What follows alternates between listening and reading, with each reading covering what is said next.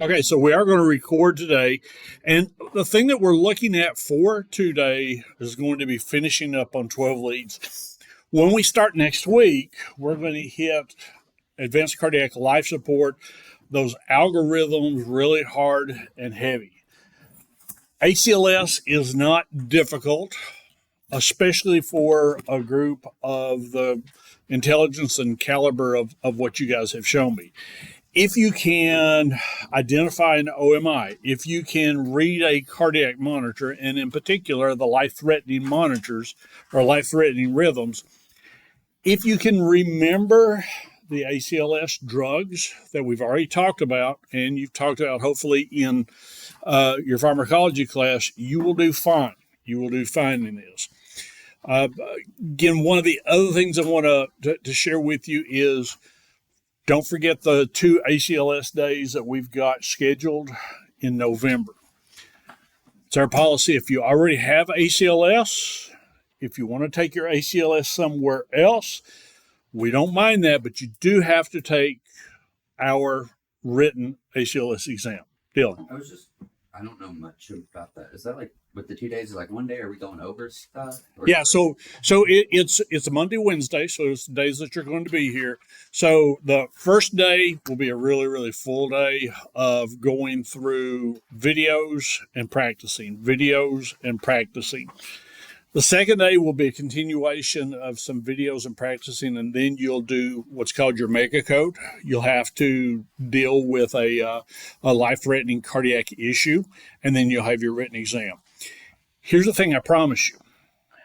Even though ACLS is a 2-day course, you're going to have covered everything you need to know for ACLS in here before that first day. Okay? So again, if you stay current on the reading, if you listen to the recordings, if you do the quizzes, you'll be fine because you will have heard everything you need to know for ACLS prior to that day. Good question. Anybody else? Yes. Could you send out an email just leading up to those days, just to? Yeah, I'll do that later. If you'll do me a favor, you know the routine. Send me an email to send you an email, okay? And I'll get probably what I'll do is I'll just turn it into an invitation, and everybody can look at it and respond. So absolutely, be happy to. Pardon? It's in November. I think it's the 11th and the 13th, or somewhere in those particular dates. It's a Monday, Wednesday. All right. It will preempt EMC 335 and 320. So you'll be in ACLS both of those particular days. Anybody else? All right, let's talk about reciprocal changes. Basically, what we're looking at with reciprocal changes is that we see something that is going on the other side of the heart, of the part of the heart that is dying off. Now, if you'll remember, we talked about the front part of the heart is considered the anterior.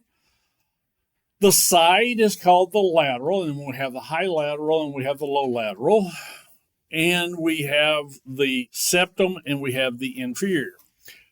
The big thing I want you to remember is this, and we'll get into each one of these in just a minute. Reciprocal changes raise the threat to your patient. And the way that you will know that there is a reciprocal change is that on the part of the heart that is dying, that is infarcting. And how do we know from the 12 lead when there is necrosis of tissue? Depression. Nope. No, elevation. Elevation of how much? At least 2 or 3 boxes. Yep, at least 2 or 3 boxes, okay? So we look at that. Now, here's the other thing that you're going to see with reciprocal changes is that, Ashton, we will see depression. Now, when we see ST depression, what does that indicate? Ischemia, okay? So remember, elevation is infarction, depression is ischemia. Now, we're not going to be able to do much about dead tissue, but there's a lot that we can do in regards to the ischemia part. And so we got to be really aggressive in treating our patient and getting them to the nearest facility of what we're going to be, where we're going to be. So again, these are your sites that you're looking. Now you'll notice in V1 through V4, it says there are no reciprocal changes And that's true, kind of. So let's talk about this for just a minute, all right? If we've got elevation in V1 and V2, that's our septal wall. And what is our big concern about any type of necrosis of tissue in the septal? Left ventricle. Say it again. The left ventricle, because it makes up that whole side. It does make up that whole side, so it is concerning about the left And the ventricle bundle branches. and our bundle branches, okay? Because remember, that's bringing them down, and that's spinning them out into the Purkinje fiber so that the ventricles can now be depolarized. With our septal MIs as well as the anterior, and quite frequently you will see both of those together, okay? So most of the time, if you have a septal wall MI, you will also have interior involvement. Now, the reverse is not always true. You can still have the interior wall that shows elevation without septal wall involvement.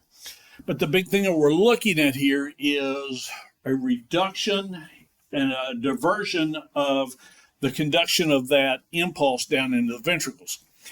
When you see septal or interior elevation, you got to be watching and preparing for the possibility of what types of rhythms. AV blocks. AV blocks, and in particular, high degree AV blocks, because it's disrupting the conduction system. So you may wind up seeing a patient with a second degree type 2 or a third degree block. Now, here's one of the things, this is why I don't particularly like this part of the chart. You can, if you have septal interior or interior septal changes, you can, elevation, you can potentially find reciprocal changes where? Remember the definition I gave for reciprocal changes.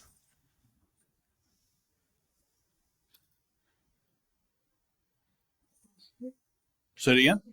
Posterior, good. Good, Holly. Very good. Yeah. Now, here's the thing.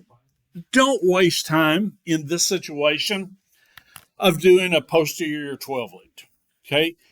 It's nice to know information, but if we've got elevation in the septal and interior leads, that's really all we need to know.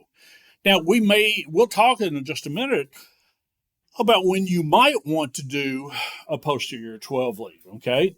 Especially when we're talking about reciprocal changes. Now, again, what we're looking at here with the lateral, lead 1, AVL, V5, and V6, remember, this is your lateral wall, and now the opposite side of that is going to be your inferior wall, okay? And guess what? The opposite is true as well. If you have an inferior MI, quite frequently you will see reciprocal changes in the lateral. Because again, remember, reciprocal changes are looking at the opposite side of the heart where the MI is occurring. Now, riddle me this, Batman. Let's say that you've got no elevation in the limb leads, but you've got depression in V1 through V4. What might be happening? Mason, you may be having a posterior MI. Now, that would be an appropriate time to do a posterior 12 lead. Your posterior 12 lead is identical to what you would do for a regular 12 lead, except you're going to take the chest leads, the V leads, and you're going to put them in the same place on the patient's back. Mason. For the 15 lead is this is probably a stupid question. You'd see in the 15 lead elevation instead of depression like you would. You would. Yes. Yeah, good question. No, it's not a stupid question. It is a very, very good question. So again, when we're looking at our 12 lead, if I give you one where you've got depression only, well, no, let me back up.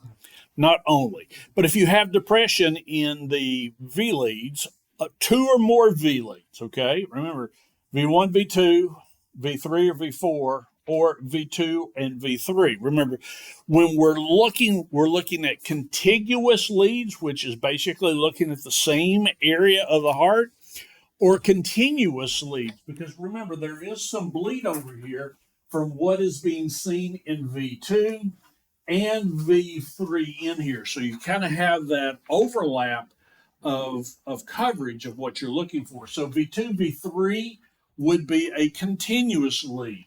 V4, V5 would also be continuous leads. We're only going to see those in our chest leads. Okay? Everybody with me on what reciprocal changes are? Any confusion on it? Because now is the time to ask. Dylan. So I'm just making sure I have it right. So Please, yeah. If you're seeing it on like the lateral side, then you would see like, so say you're seeing infarction on the lateral side, would you see ischemia for the reciprocal change? You might. Now, you will not always see reciprocal changes. But like if that's what it would be, Mhm. okay. So again, remember what we're looking at here is we're looking at the bottom of the heart. Okay, so if we got this section of the heart that is dying off, that's infarcting. The opposite side of that is going to be up here. Okay, same way if we've got lateral, and it doesn't matter whether it's high lateral or low lateral, but if we've got lateral, now the opposite side of the heart is going to be down here as well. So we got, in this particular situation, the biggest places that you're going to see reciprocal changes are going to be lateral going to inferior, and then either anterior lateral or inferior moving over to those opposite leads. Very good question. Anybody else? I know it's hot in here. The power went off on Thursday for the other side of the campus, and it's messed up over here. You guys have air in your dorms? Luckily. We Okay. didn't have power until like 11 o'clock. I stayed in Golden Fall. It was out for like 30 hours. Yeah, not until like 11 o'clock at night. Yeah, it's We were. yeah, I thought maybe somebody had switched over to the winter heating schedule, which is what they typically do, and sometime in October without realizing we're still in summer. Okay. Anyway, we got a work order in, so hopefully that'll get it fixed. Okay. Reciprocal changes. Anybody still confused on that? Okay. Show me what you know. Do you have an OMI in this particular 12 lead? Where?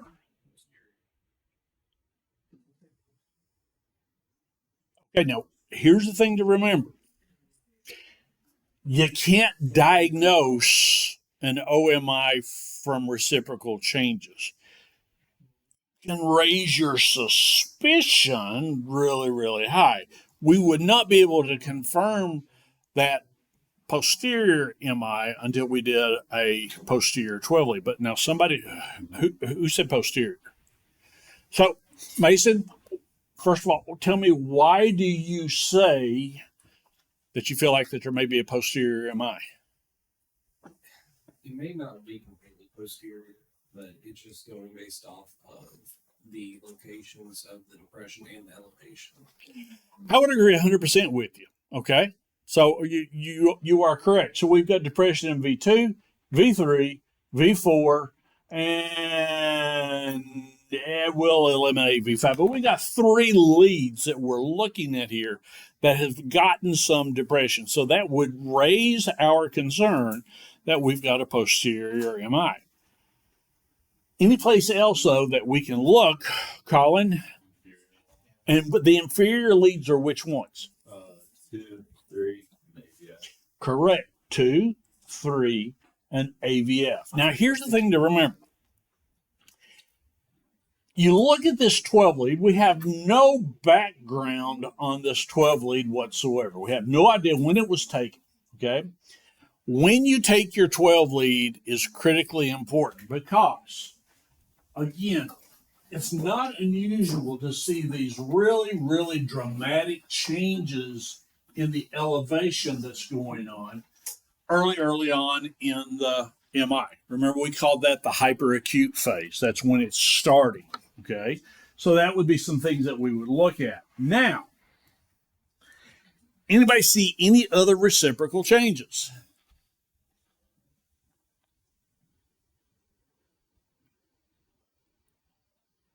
Depression and AVL. So we got some depression and AVL.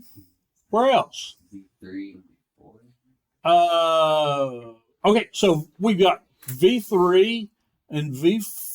Now remember, V3 and V4 look at what part of the heart? The interior. Now that's not the opposite of the inferior leads. We've confirmed that we've got elevation here, okay? Where else do we have depression that we can confirm would indeed be a reciprocal change? There's depression in lead one. Thank you. Very good. Okay. So we got lead one, we got AVL. These are our high laterals. So think of it this way. Death of tissue occurring right down in here. We've got tissue that is hypoxic up in here. And that's basically what reciprocal changes are. They're important because it tells you I got work to do because I got to save this heart. Time is muscle. You've heard that before. I'll say it time and time again. So the things you got to do is you got to be really, really quick on getting aspirin in, relieving pain, getting a line started. If the patient qualifies for oxygen, and not all of them will, we give them oxygen. Mason. So what? It just may be artifact, but what is going on with D6? Most likely it's artifact. Yeah, so we got some weird stuff going on over here because we got this really weird looking peaked T wave here, but now it looks a little bit more normal down here. And so what I would tell you is that just following the baseline along and through here. Now remember, this is not taken at the same time that this is, but again, I would say that's probably just artifact. Dylan. So with that like a graphic we had in the last slide for the interior lateral, it showed V3 and V4 as like one of the facing ones, and then the reciprocals as 2, 3, and 8 BF. So I was just For which one? the Now? Anterior septal? lateral. Oh, anterior lateral. Okay, so let's think about that for a second. Okay, now remember, lateral is here. Here is going to be the front part of the heart. Now, again, that's a good point that you're bringing up. In particular, if we've got the interior part of the heart that is dying, as we're looking back, we're going to pick up, because remember, the left ventricle is 75% of your heart. So those lateral leads are indeed going to get a glimpse of the inferior wall. So that's a good point. So we would see some reciprocal changes in that. Okay. Excellent. Anybody else? This is a good discussion. It's boding well for a bonus on your quiz. Don't need it. Now, here's the thing you got to remember. It's rare, but it happens that your patient does not have any elevation for an OMI, but they're still having a heart attack. Now, one of the things that is going to change within your careers is the way that we do a definitive diagnosis on patients and what has been called non-ST segment elevation MIs or an NSTEMI. Is basically we look at the 12 lead and it looks good. But our patient says, my chest is killing me. I'm short of breath. I've got a low blood pressure. I'm pale, cool, diaphoretic. And that could be of a number of problems, but when we're looking at, our gold standard of what's going on here is that 12 lead looks fine. It's not a problem. So again, the thing we got to remember is we take all of the information. Now, one of the things that you guys will be doing, the technology exists right now. Financially, it is still out of realm of most EMS agencies, is the ability for you guys to check an enzyme level called a troponin. Troponin is released by cardiac muscle when it begins to die off. when that troponin goes up, and it's checked multiple times, first to get a baseline, and then it's checked about an hour later to see if it's going up. That's helping you to identify we got cardiac muscle that is dying. You guys will be able to do that, and I suspect that you'll be able to do it from nothing more than a finger stick or blood that you can get out of an IV start. But until then, we have to fall back on our ability to assess our patient. We may not see any type of elevation, but what we can see is we'll see ST depression, and then we will see the T wave that will go upside down. That's your hallmark for what you're looking at. Keep that in mind, because on some of your quiz questions and on some of your next exam questions, we'll actually have some patients that are having non-ST segment elevated MIs, and what you're going to need to do is to remember this right here. ST depression in 2 or more contiguous or continuous leads with T-wave inversion in those particular leads. Now, they're going to complain of chest pain because they got a blockage. Okay, for whatever reason, there's still enough blood that is getting through that is slowing down the dying process of that tissue. Okay, now again, obviously we know that when a patient is having an MI, their sympathetic nervous system will kick into overdrive, and quite frequently they'll have an elevated heart rate, an elevated blood pressure, and an elevated respiratory rate because, again, the heart is working much, much harder to push blood through that tiny opening that is left. This is entirely different than a patient who is simply having angina. With angina, we have a reduction in the lumen size of the artery, and when our patient rests or we give them nitro, that pain goes away. That doesn't happen with an NSTEMI. Again, much like I said a while ago, is going to be lab tests and a troponin level.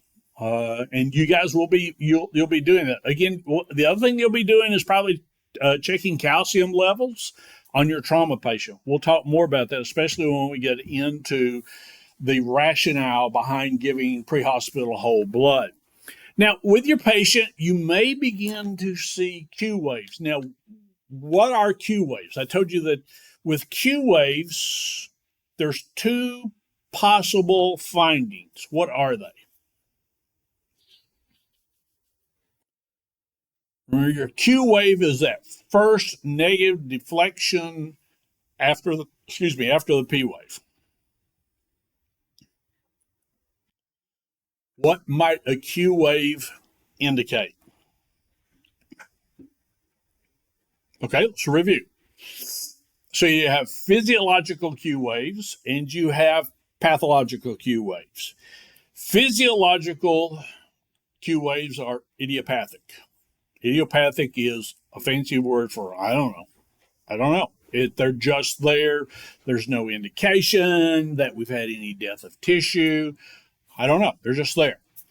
Pathological Q waves are just what they say. They're pathological. They're deadly. They show evidence of death of tissue. Now, one of the things that you're not going to be able to determine pre-hospital wise is going to be, is that death of tissue recent or is that an old MI?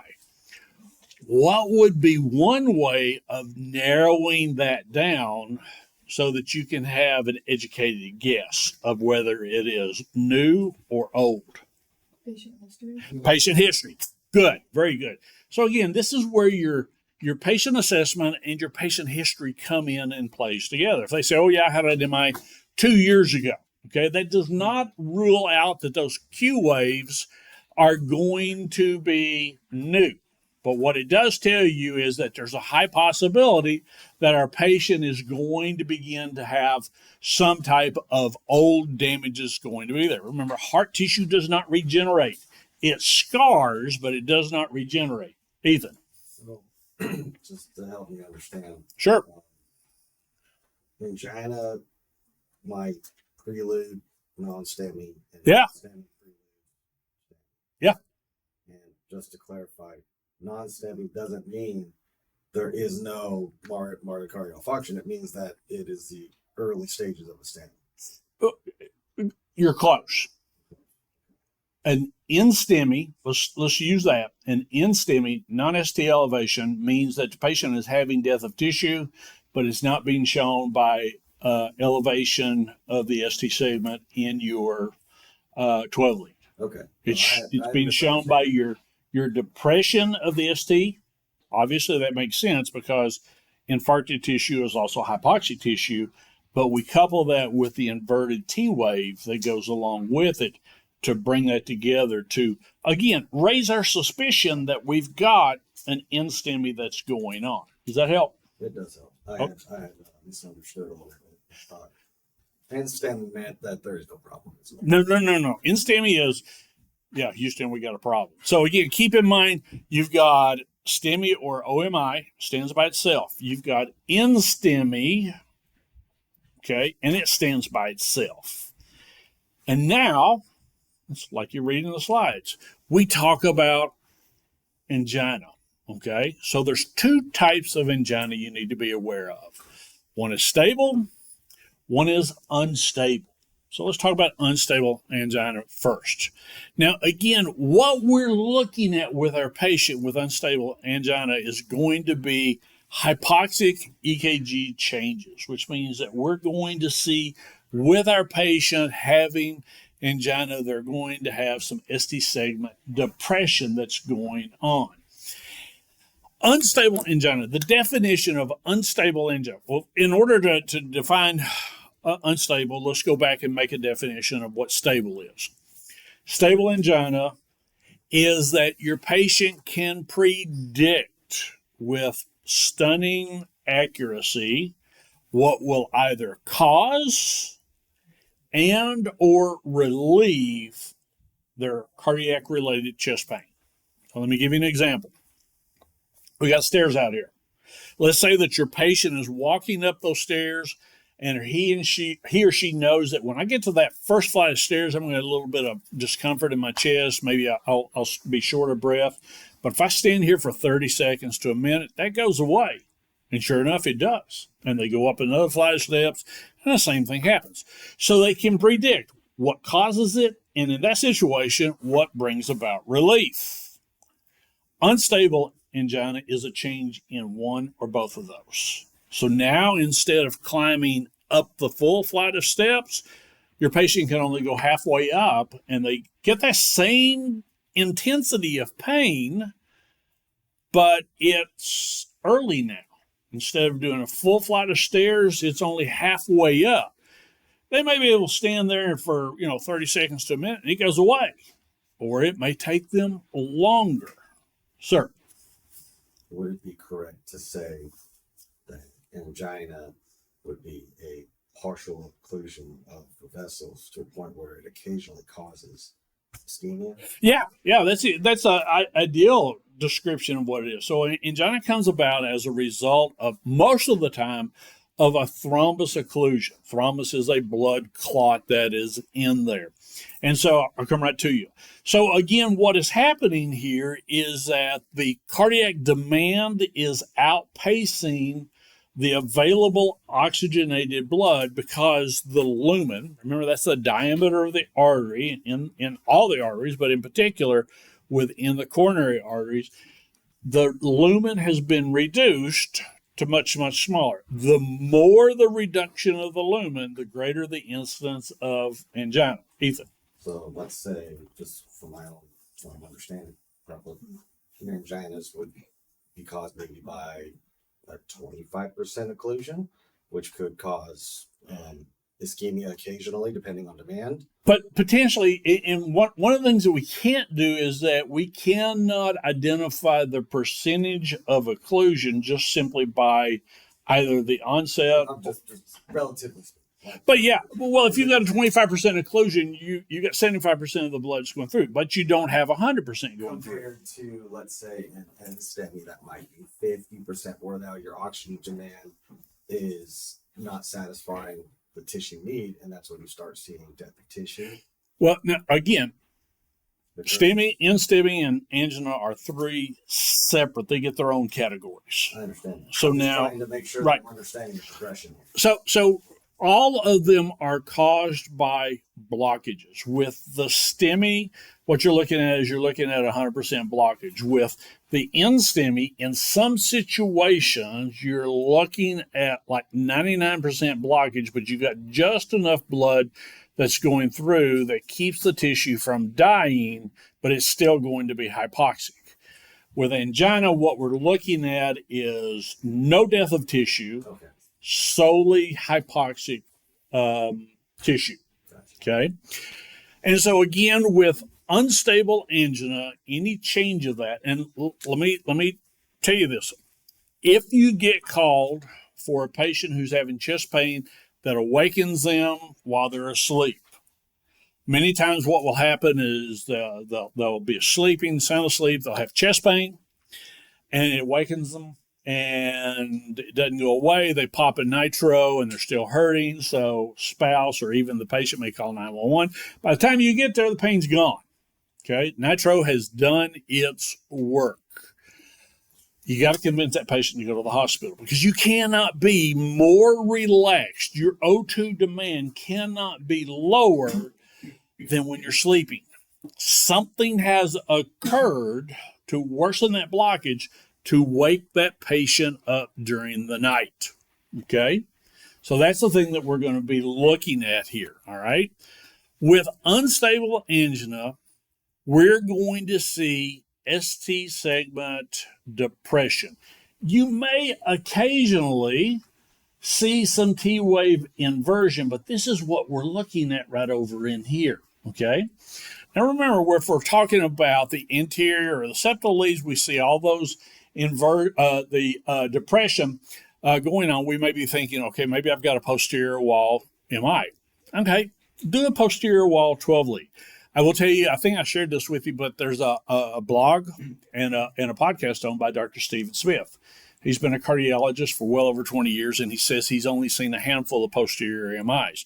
So again, don't delay getting your patient to a cardiac center if doing a posterior 12 lead is going to extend unnecessarily your scene time for this.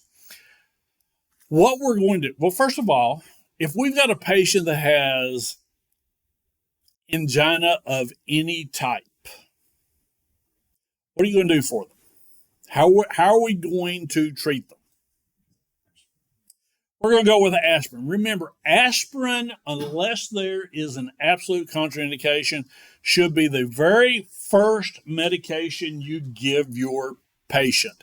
I'm a firm believer that if you get there and you've assessed your patient's ABCs and you're starting and you're talking with your patient and the patient's got a positive Levine sign, they're rubbing their chest, you get a real quick medical history on, hey, are you allergic to anything? Have you taken aspirin? Do you have any bleeding ulcers? Have you had a stroke in the last 6 months? If they say no, you give them that aspirin before you do anything else. So I'm a firm believer that it should be A, B, C, A. And that second A is for aspirin in your cardiac patients, okay? There is no more important drug. Again, remember, one of the things that we want to do with this is that we want to chew it up because, again, it'll start absorbing very quickly through the mucosal membrane, and then we have them swallow it. One key thing to remember, a patient may often tell you, when I started having chest pain, I took an aspirin before you got here. A couple things to remember about that. Number one is you got to ask your patient, do you take enteric-coated aspirin? Now, what is enteric-coated aspirin?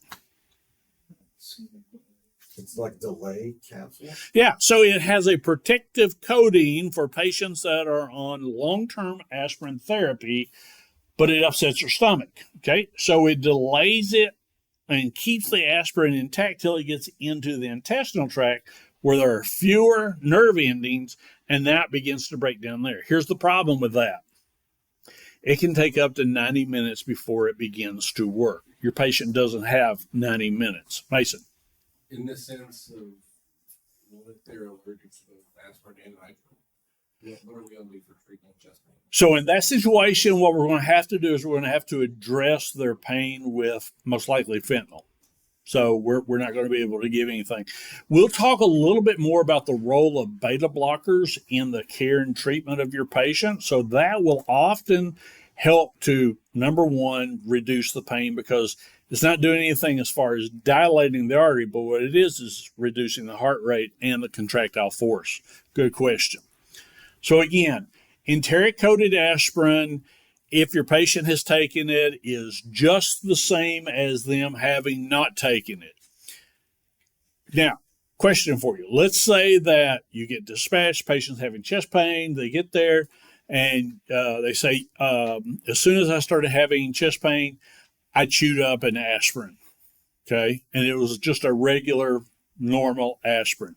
Do you give a second one? Yeah. Why? Shauna, you're right. Tell me why you're right. You don't know which kind it was, and they can have more of a dose because you can see more of a dose when you take it. Yeah. I'm having knee pain today. I took 2 aspirin because I can't take any other NSAID because I injured my knee in a motorcycle accident. So I took 2 aspirin today. It's not going to hurt me. I could take actually 4 aspirin and it's not going to hurt me. So again, when you're talking with your patient, you don't know what they took. You don't know how old the aspirin is. So again, it doesn't matter. You had one, okay, let's give you another one. And explain to the patient, it's not going to hurt you. The risks are going to be much, much better. Now again, with your patient that is having unstable angina, one of the things that can occur is that this can go on to lead into an MI. Even though we don't have 100% blockage, if we do not reduce the cardiac workload to address what oxygenated blood is left, now that ischemia will convert over into infarction. So again, as we're looking at this EKG right here, do you see anything that jumps out at you as being concerning? V2 looks like artifact. So V2 definitely, yeah, we got some movement here, okay? So that's either moving in the back of an ambulance, probably not an ambulance because this doesn't look like a pre-hospital 12 lead. So it's probably moving on a stretcher. So we got some artifact. What else? Lead 2 has inverted T waves. Lead 2 has some inverted T waves. Mark that down. What else should you see? Lead 3 was like the QRS was like really small. Yeah, so this is really, really small. Now, we'll talk about why this might be a little bit later on in the semester. But again, one of the things that you can do for your 12 lead is you can increase the size of your complexes to take a look at this and see, okay, is this an elevation? Now, let me ask you a question. Let's just play a game. Let me just say, yeah, there's definite elevation in lead 3. What does that tell you? Nothing. Nothing, not a single thing. Because we don't have elevation in 2. We don't have any elevation in AVF. Okay? Excellent. Do you see anything else? There's depression in V3 and V4. There is maybe a little bit of depression. It's borderline in V3. I would agree. We probably got some depression in V4. V5. We got some in V5. We got some in V6. What about your limb leads? There's inverted T waves in 1. Yeah. So in this situation, I would tell you what we're looking at here is one of 2 things. Either we're looking, because we got depression, and again, the criteria for depression is the same as for elevation, 2 millimeter or more, okay? But what we've got along in with this one, we've got inverted T wave, same way in here, here, here, and here. So we're either looking at an NSTEMI or we're looking at a patient that is having angina. Now, again, the only way that you can tell whether it is stable or unstable is by asking the patient and getting their history, okay? Well, tell me what happened here, okay? Well, it woke me up, Okay, bing, bing, bing. Now that's an unstable angina or an NSTEMI or a non-ST-OMI until proven otherwise. Let's talk a little bit about treatment, and we'll get more into the treatment on Monday. When we're treating this patient, okay, aspirin, remember, Bill's number 2 rule. Bill's number 1 rule is what? So you're gonna get the motivation right. Treat what's going to kill the patient first. Bill's number 2 rule is, and I just made this up,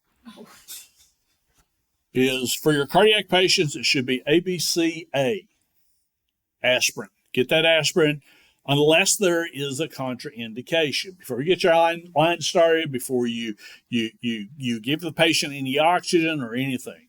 Now, with your patient that's having chest pain, whether it is STEMI related or angina related, we want to go in and we want to get our line started as soon as we possibly can, because again, depending upon our patient's presentation and in particular what their blood pressure is, we need to get some nitroglycerin on board unless there's a contraindication.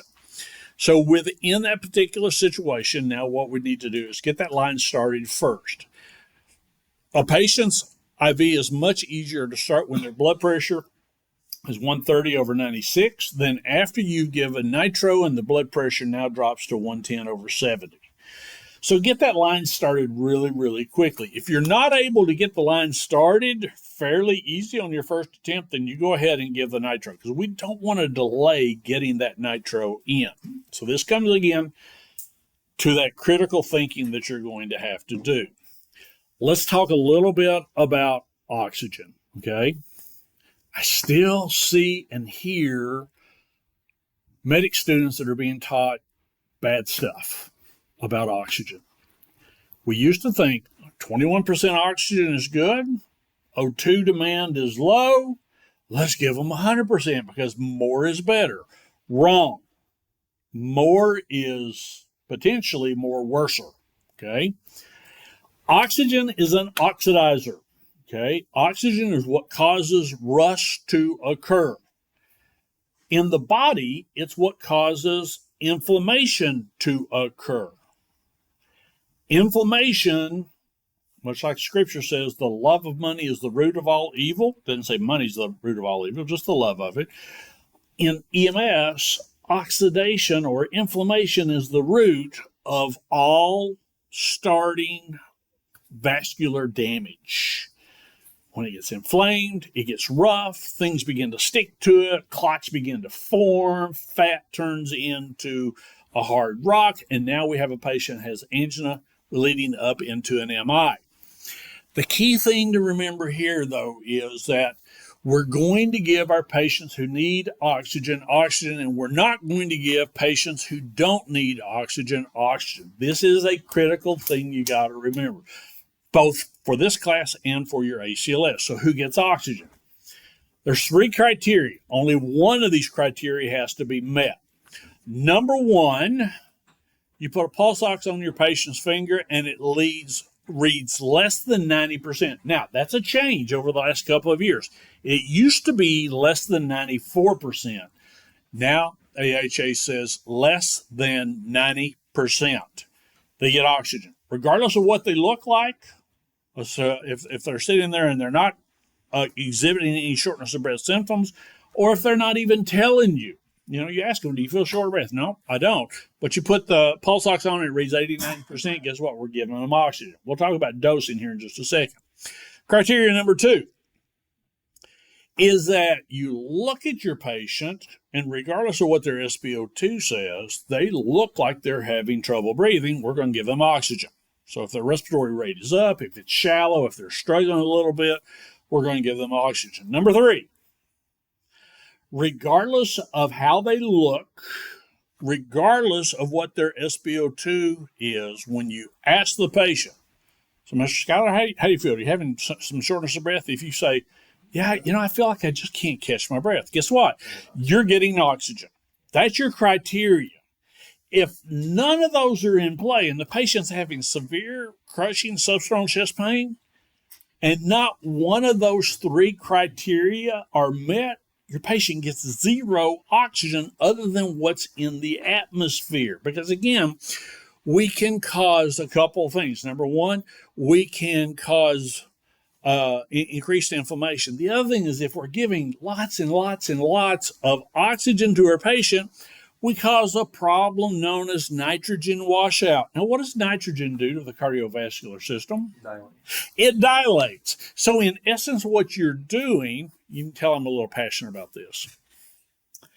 In essence, what you're doing is that when you give that patient that nitroglycerin to dilate their vessels, and we put them on 100% oxygen via non-rebreather at 15 liters per minute, we've done pretty much the same thing as when a patient overdoses on a narcotic and we give them Narcan. Okay? We don't want to do that. Okay? That's the key thing you got to remember in there. All right. Now, as far as the rest of the treatment goes, again, we want to get nitroglycerin on board. Your criteria for nitroglycerin is a blood pressure of 90 or higher. For EMTs, it's a blood pressure of 100 or higher. But for you guys, it's 90 or higher because guess what? If you've got a patient whose blood pressure drops after nitro, you've already got your IV started. All you're going to do is you're going to open up, give them a fluid bolus, fills it up, blood pressure comes up, and we still get the vasodilation, okay? Another contraindication is going to be a phosphodiesterase inhibitor, commonly known as Viagra or Cialis. There's some other ones out there, I think, that are known as Rouge. I've seen them advertised on television, which is basically a combination of both of those. Here's the other thing you got to remember. Females will often be prescribed phosphodiesterase inhibitors. Those were originally developed to deal with pulmonary hypertension. Males and females get pulmonary hypertension. So again, it's going to be weird when you ask your patient, hey, do you take Viagra or Cialis? And it's a female. You're going to get some weird looks, but they're going to know. They're going to know to answer, no, I don't. I don't. Or yes, I do. Because hopefully they're going to know their medicine. But now here's the thing to keep in mind. This is a relative contraindication. If it's within the last 12 hours, it's an absolute contraindication. If it's between 12 hours and 24 hours, that now becomes a relative contraindication. And the way we gauge that is going to be by what our patient's blood pressure is and by getting on the phone and doing a consult with a doctor. Because remember, time is muscle. We want to get those arteries open. So many times if you've got a patient that's taken Viagra, a male patient, and he says, hey, I took it 16 hours ago, get on the radio, get on the phone with your med control and say, hey, I got a patient. We've got angina going on, or even with an MI. Blood pressure's fine, got a blood pressure of 130 over 88, but he took Viagra 16 hours ago. What would you like me to do? Get somebody higher up on the food chain involved in the decision making here. Most of the time, the physician will say, do you have your IV started? And you're going to say, yes, ma'am. Yes, sir, I've got my IV started. And many times what they'll say is give them a 1 dose and transport. 1 dose and transport. Because again, we got to get that open. Now, the other thing I want to talk about, I need all eyes on me for this as well. This is almost as critical as the oxygen thing. I like that. There is an urban legend that if you have a right-sided MI, you cannot give your patient nitrogen. That is a lie from the pits of hell. Well, maybe not that far. Where do you think the root of that myth is? I have no idea. Here's the thing. It is a relative contraindication, not an absolute contraindication.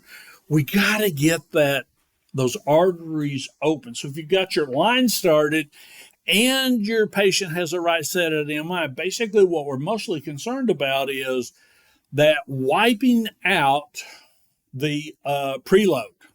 And it can put your patient into a life-threatening hypotensive crisis. Remember, hypotensive, leading to your patient's death. But remember, you're going to be smart. You're going to already have your line started. And when those vessels begin to dilate, we're going to open them up. We're going to have a fluid bolus and we're going to fill them up.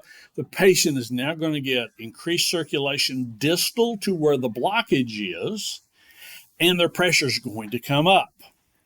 The last illustration I've got on this is please tell me everybody in here still has their EMT license, right? Everybody nod your heads. Don't do that to me.